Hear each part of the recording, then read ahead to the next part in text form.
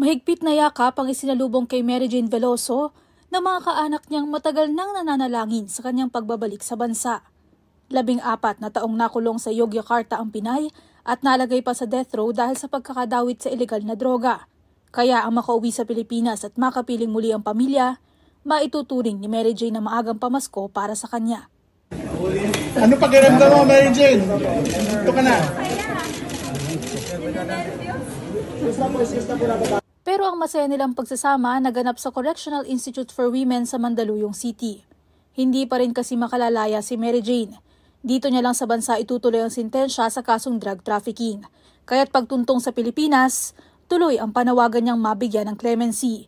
Git ni Veloso, inosente siya at biktima lamang ng human trafficking. Na makalaya ako na clemency, mapawalang sala. Okay, bakit? Okay, sige. Kasi wala akong kasalanan. Sabi ng Department of Foreign Affairs, nasa kamay na ni Pangulong Bongbong Marcos ang desisyon kung bibigyan ng Pinay ng executive clemency. Sa inilabas namang pahayag, nagpasalamat ang Pangulo sa Indonesian government para sa pagbabalik bansa ni Veloso. Tiniyak din niya ang kaligtasan ni Mary Jane sa bansa. Hindi naman nabanggit ni PBBM ang usapin ng clemency. Bago nito, dumalo ang Pangulo at si First Lady Liza Araneta Marcos sa pamaskong handog para sa OFW family sa Malacanang. Naiyak pa nga ang dalawa sa pagtatanghal ng mga anak ng mga overseas Filipino workers. Batid namin na iba't ibang uri ng sakripisyo ang pinagraanan ng ating mga OFW. Una na, ang mamulay sa inyong mga pamilya. Samahan pa ng kalungkutan, dala ng pagka-homesick at pag-adjust sa kultura at klima ng ibang bansa. Hindi raw biro ang malayo sa pamilya kapalit ng kita. Kasabay nito, nagpasalamat siya sa mga OFW sa pagbibigay ng magandang pangalan sa bansa pagdating sa pagtatrabaho. Pero ganun kasikat, ganun kaganda ang reputasyon ng Pilipinas. Ganun kaganda ang reputasyon ng Pilipino. Dahil sa inyo, dahil sa inyong galing, dahil yung pagsisikap. Bilang kapalit ng mga sakripisyo nila, nangako si Pangulong Bongbong Marcos na patuloy na susuportahan at pangangalagaan ng kapakanan ng mga OFW at ng kanilang pamilya. Mobile Journal Julie Baidza po, hatid ang mukha ng balita.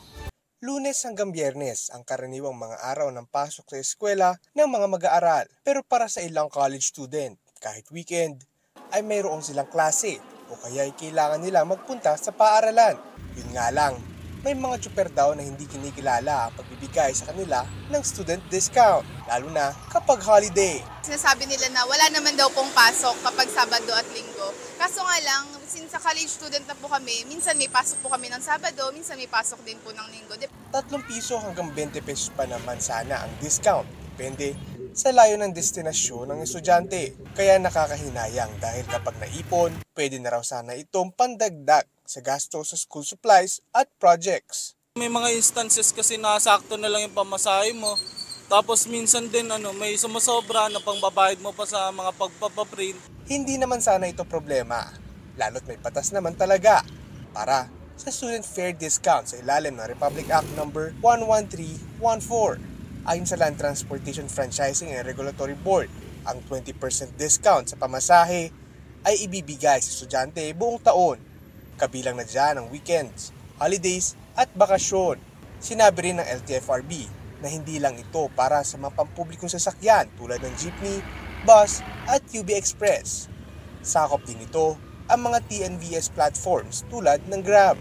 Ang mga lalabag ay maaaring maharap sa multa, suspensyon ng prangkisa o pagkakansela nito para sa paulit-ulit na paglabag. Para ma-avail ito, kailangan lang ng estudyante na magpakita ng kanilang ID. Hanggat nag-aaral yan, ay anong araw, discounted ka. Ang pagbibigay ng diskwento sa mga estudyante ay hindi lang utos ng batas. Tulong na rin ito ng sektor ng transportasyon sa mga kabataang nagsisikap na makapagtapos ng pag-aaral. Mobile Journal, Ivan Taringki po, hatid ang mukha ng balita.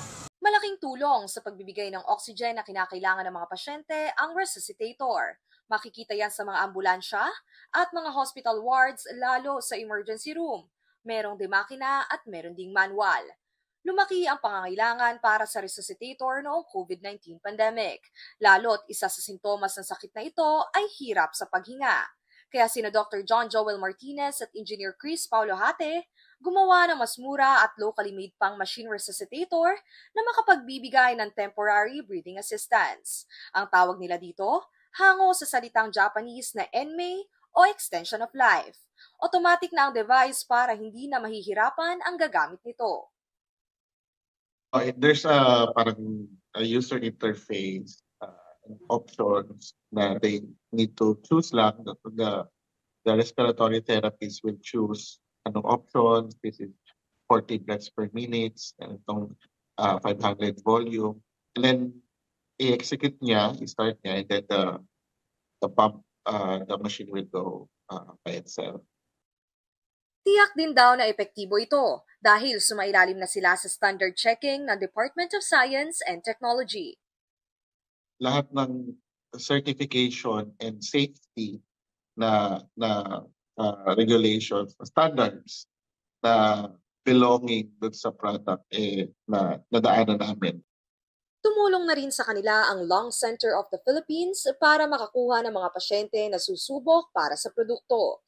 Isa sa mga plano nila para sa ENMEI ay gawin itong mas compact. We're looking into bringing it to the bedside sa bahay. No? If we can have something like that at home. But of course, that's for the future. No? We're still going for hospital use and ambulance use.